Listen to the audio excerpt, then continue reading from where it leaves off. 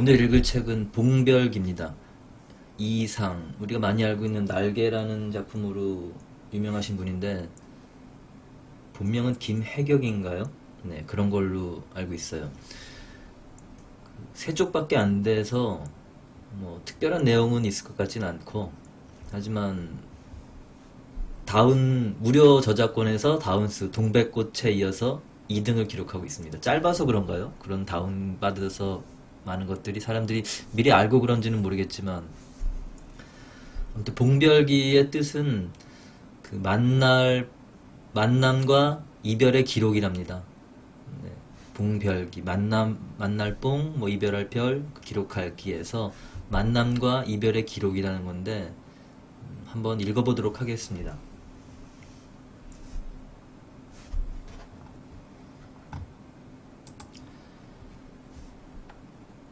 봉별기. 23살이요. 3월이요. 각혈이다. 6달 잘 기른 수염을 하루 면도칼로 다듬어 코 밑에 다만 나비만큼 남겨가지고 약 한 제 지어들고 비라는 신계지 한적한 온천으로 갔다. 그래서 나는 죽어도 좋았다. 그러나 이내 아직 길을 펴지 못한 청춘이 약탕관을 붙들고 늘어져서는 날 살리라고 보채는 것은 어찌 않을 수가 없다. 여관 한등 아래 밤이면 나는 늘 억울해했다. 사흘을 못 참고 기어이 나는 여관 주인 영감을 앞장세워 밤에 장고 소리 나는 집으로 찾아갔다. 개서 만난 것이 금홍이다. 몇 살인구? 채대가 비록 풋고추 하나 깡그라진 계집이 제법 맛이 맵다. 16살? 많아야 19살이지 하고 있자니까. 21살이에요. 그럼 내 나이는 몇 살이나 되배지? 글쎄, 40? 39? 나는 그저 흥 그래버렸다. 그리고 팔짱을 떡 끼고 앉아서는 더욱더욱 점잖은 체했다. 더욱더욱 점잖은 체했다. 그냥 그날은 무사히 헤어졌건만. 이튿날 화우이 왔다.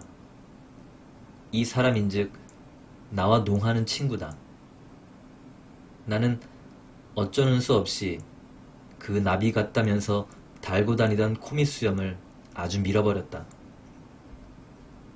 그리고 날이 저물기가 급하게 또 금홍이를 만나러 갔다. 어디서 뵌 어른 같은데? 어쩌녁에 왔던 수염난 양반. 내가 바로 아들이지. 목소리까지 닮았지? 하고 익사를 부렸다. 주석이 어느덧 파하고 마당에 내려서다가 K군의 귀에 대고 나는 이렇게 속삭였다. 어때? 괜찮지? 자네 한번 얼러보게. 관두게. 자네나 얼러보게. 어쨌든 여관으로 끌고 가서 짱깸뽕을 해서 정하기로 하세나. 그거 좋지. 그랬는데 K군은 측간에 가는 체하고 피해버렸기 때문에 나는 부전승으로 금홍이를 이겼다. 그날 밤에 금홍이는 금홍이가 경산부라는 것을 감추지 않았다. 언제?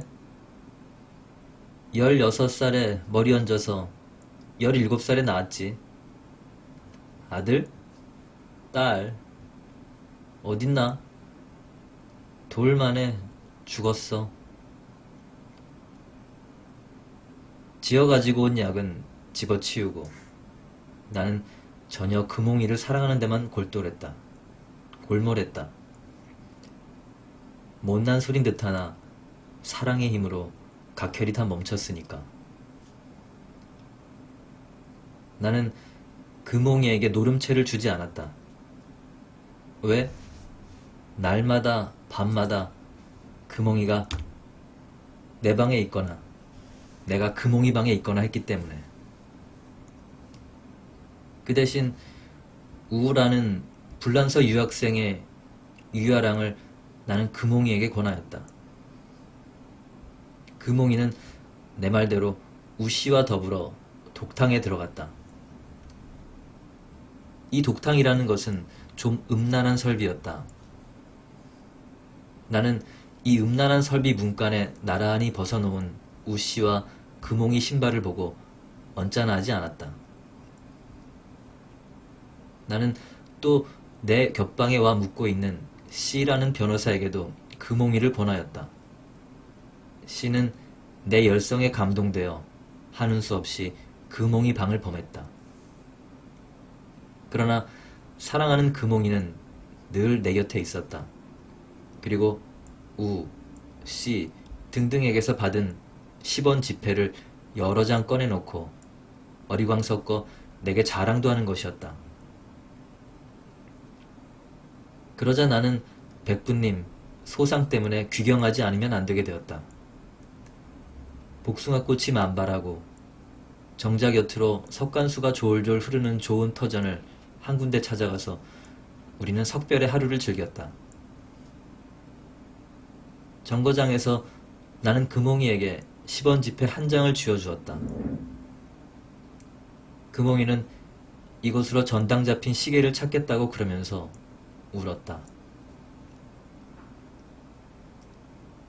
금홍이가 내 아내가 되었으니까 우리 내외는 참 사랑했다. 서로 지나간 일은 묻지 않기로 하였다. 과거래야 내 과거가 무엇 있을 까닭이 없고 말하자면 내가 금홍이 과거를 묻지 않기로 한 약속이나 다름없다. 금홍이는 겨우 21살인데 31살 먹은 사람보다도 나았다. 31살 먹은 사람보다도 나은 금홍이가 내 눈에는 17살 먹은 소녀로만 보이고 금홍이 눈에 40살 먹은 사람으로 보인 나는 기실 23살이요. 게다가 주책이 좀 없어서 똑 여남은 살 먹은 아이 같다. 우리 내외는 이렇게 세상에도 없이 현란하고 아기자기하였다. 부질없는 세월이 1년이 지나고 8월, 여름으로는 늦고 가을로는 이른 그 북새통에 금홍이에게는 예전 생활에 대한 향수가 왔다. 나는 밤이나 낮이나 누워 잠만 자니까 금홍이에게 대하여 심심하다. 그래서 금홍이는 밖에 나가 심심치 않은 사람들을 만나 심심치 않게 놀고 돌아오는, 즉 금홍이의 협착한 생활이 금홍이의 향수를 향하여 발전하고 비약하기 시작하였다는데 지나지 않는 이야기다. 그런데 이번에는 내게 자랑을 하지 않는다. 않을 뿐만 아니라 숨기는 것이다. 이것은 금홍이로서 금홍이답지 않은 일을 밖에 없다. 숨길 것이 있나? 숨기지 않아도 좋지. 자랑을 해도 좋지. 나는 아무 말도 하지 않는다. 나는 금홍의 오락의 편의를 돕기 위하여 가끔 피군 집에 가 잤다. 피군은 나를 불쌍하다고 그랬던가 싶이 지금 기억된다. 나는 또 이런 것을 생각하지 않았던 것도 아니다.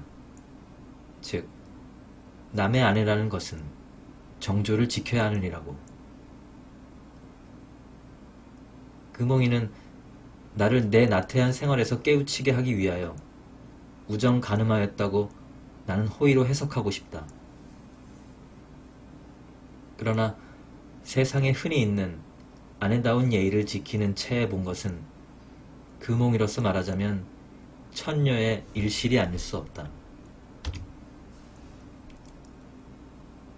이런 실없는 정조를 간판 삼자니까 자연 나는 외출이 잦았고 금홍이 사업의 편의를 돕기 위하여 내 방까지도 개방하여 주었다. 그러는 중에도 세월은 흐르는 법이다. 하루 나는 제목 없이 금홍이에게 몹시 얻어맞았다. 나는 아파서 울고 나가서 사흘을 들어오지 못했다. 너무도 금홍이가 무서웠다. 나흘 만에 와보니까 금홍이는 때 묻은 버선을 윗목에다 벗어놓고 나가버린 뒤였다. 이렇게도 못나게 호라비가 된 내게 몇 사람의 친구가 금홍이에 관한 불미한 가십을 가지고 와서 나를 위로하는 것이었으나 종시 나는 그런 취미를 이해할 도리가 없었다. 버스를 타고 금홍이와 남자는 멀리 과천 관악산으로 가는 것을 보았다는데 정말 그렇다면 그 사람은 내가 쫓아가서 야단이나 칠까봐 무서워서 그런 모양이니까 퍽 겁쟁이다. 인간이라는 것은 임시 거부하기로 한 내 생활이 기억력이라는 민첩한 작용을 하지 않았기 때문에 2달 후에는 나는 금홍이라는 성명 3자까지도 말쑥하게 잊어버리고 말았다. 그런 두절된 세월 가운데 하루 길이를 복하여 금홍이가 왕복 엽서처럼 돌아왔다. 나는 그만 깜짝 놀랐다. 금홍이의 모양은 뜻밖에도 초췌하여 보이는 것이 참 슬펐다. 나는 꾸짖지 않고 맥주와 붕어 과자와 장국밥을 사 먹여가면서 금홍이를 위로해 주었다. 그러나 금홍이는 좀처럼 화를 풀지 않고 울면서 나를 원망하는 것이었다. 할 수 없어서 나도 그만 울어버렸다. 그렇지만 너무 늦었다. 그만해도 2달지간이나 되지 않니? 헤어지자. 응? 그럼 난 어떻게 돼요? 응? 마땅한 데 있거든. 가거라. 응? 당신도 그럼 장가가나? 응? 헤어지는 한 해도 위로해 보낼지어다. 나는 이런 양식 아래 금홍이와 이별했더니라. 갈 때 금홍이는 선물로 내게 베개를 주고 갔다. 그런데 이 베개 말이다. 이 베개는 2인용이다. 싫대도 자꾸 떠맡기고 간 이 베개를 나는 2주일 동안 혼자 베어보았다. 너무 길어서 안 됐다. 안 됐을 뿐 아니라 내 머리에서는 나지 않는 묘한 머리기름 뗀내 때문에 안면이 저기 방해된다. 나는 하루 금홍이에게 엽서를 띄웠다. 중병에 걸려 누웠으니 얼른 오라고. 금홍이는 와서 보니까 참 딱했다. 이대로 두었다가는 역시 며칠이 못 가서 굶어 죽을 것 같이만 보였던가 보다. 2팔을 부르짖고 그날부터 나가서 벌어다가 나를 먹여 살린다는 것이다. 오케이. 인간 천국. 그러나 날이 좀 추웠다. 그러나 나는 대단히 안일하였기 때문에 재채기도 하지 않았다. 이러기를 2달, 아니 5달이나 되나 보다. 금홍이는 호련히 외출했다. 달포를 두고 금홍의 흠식, 향수, 금홍의 향수를 기대하다가 진력이 나서 나는 김영진물을 두들겨 팔아버리고 21년 만에 집으로 돌아갔다.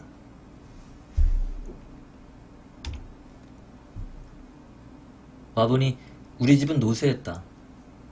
이어 불초 이상은 이 노쇠한 가정을 아주 쑥밭을 만들어 버렸다. 그동안 이태가량. 어언간 나도 노쇠해버렸다. 나는 27살이나 먹어버렸다.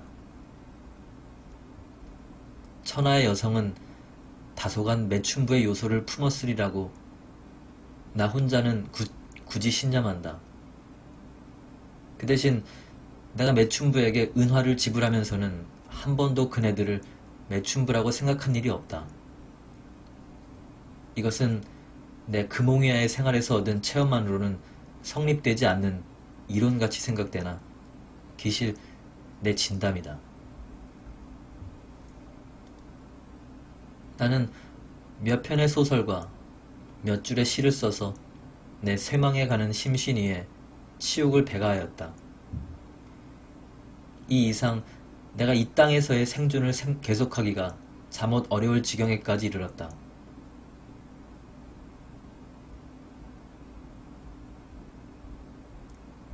나는 하여간 허울 좋게 말하자면 망명해야겠다.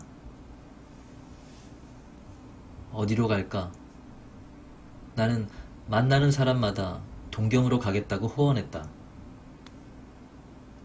그뿐 아니라 어느 친구에게는 전기기술에 관한 전문 공부를 하러 간다는 둥, 학교 선생님을 만나서는 고급 단식 인쇄술을 연구하겠다는 둥, 친한 친구에게는 내 5개 국어에 능통할 작정일세 어쩌고, 심하면 법률을 배우겠소까지 허담을 탕탕 하는 것이다. 웬만한 친구는 보통들 속나보다. 그러나 이 헛선전을 안 믿는 사람도 더러는 있다.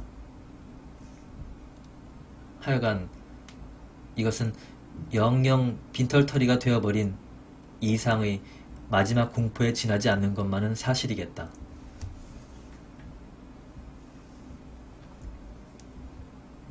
어느 날 나는 이렇게 여전히 공포를 놓으면서 친구들과 술을 먹고 있자니까 내 어깨를 툭 치는 사람이 있다. 긴상이라는 이다. 참 오래간만 이슈.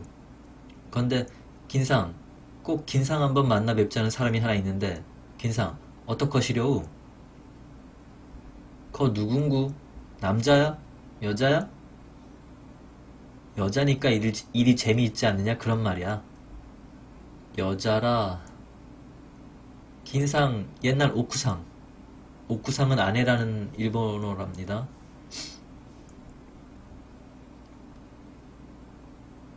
금홍이가 서울에 나타났다는 이야기다. 나타났으면 나타났지. 나를 왜 찾누? 나는 긴상에게서 금홍이의 숙소를 알아가지고 어쩔 것인가 망설였다. 숙소는 동생 일심이 집이다. 드디어 나는 만나보기로 결심하고 그리고 일심이 집을 찾아가서 언니가 왔다지? 어휴, 아재도 돌아가신 줄 알았구려. 그래, 자그마치 인제 온단 말씀요? 어서 들어오슈. 금홍이는 역시 초췌하다. 생활 전선에서의 피로의 빛이 그 얼굴에 여실하였다. 내 놈 하나 보고 져서 서울 왔지. 내 서울 뭘 하러 왔다니? 그러게 또 난 이렇게 널 찾아오지 않았니? 너 장가 갔다 너구나. 예, 듣기 싫다. 기 육모초 같은 소리. 안 갔단 말이냐 그럼? 그럼 당장에 목침이 내 면상을 향하여 날아 들어왔다. 나는 예나 다름이 없이 못나게 웃어주었다.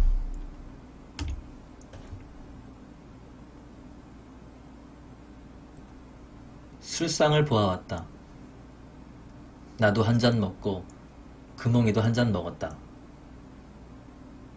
나는 영병가를 한마디 하고 금홍이는 육자배기를 한마디 했다. 밤은 이미 깊었고 우리 이야기는 이게 이 생에서의 영이별이라는 결론으로 밀려갔다. 금홍이는 은수저로 소반전을 딱딱 치면서 내가 한 번도 들은 일이 없는 구슬픈 창가를 한다. 속아도 꿈결, 속여도 꿈결, 구비구비 뜨내기 세상, 그늘진 심정에 불질러 버려라, 운운. 이렇게 끝이 나네요, 봉별기. 출전은 여성 구라는 게 구어로라는 말인가? 여성 구? 36년 12월에 써진 거고, 여성 구라는 그 문학 잡지? 아마 그런 걸 거예요. 거기 나왔답니다.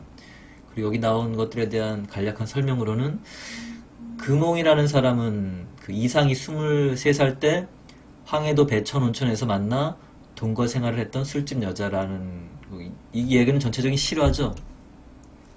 K군은 구본웅이라는 사람으로 서양 화가, 곱추의 몸으로 예술을 통해 생의 희열을 찾으려 했으며 입체주의의 영향을 받아 지적이고 분석적인 화풍을 지녔었다. 이상과는 매우 깊은 친구로 이상의 초상화를 그린 것이 남아있다. 유야랑 방탕을 일삼는 화륜왕, 백부님, 김연필을 말함. 그의 실부는 김연창이었음. 긴상, 이상의 본명은 김혜경이니 김씨다. 긴상은 일본말로 김씨를 가리키는 말.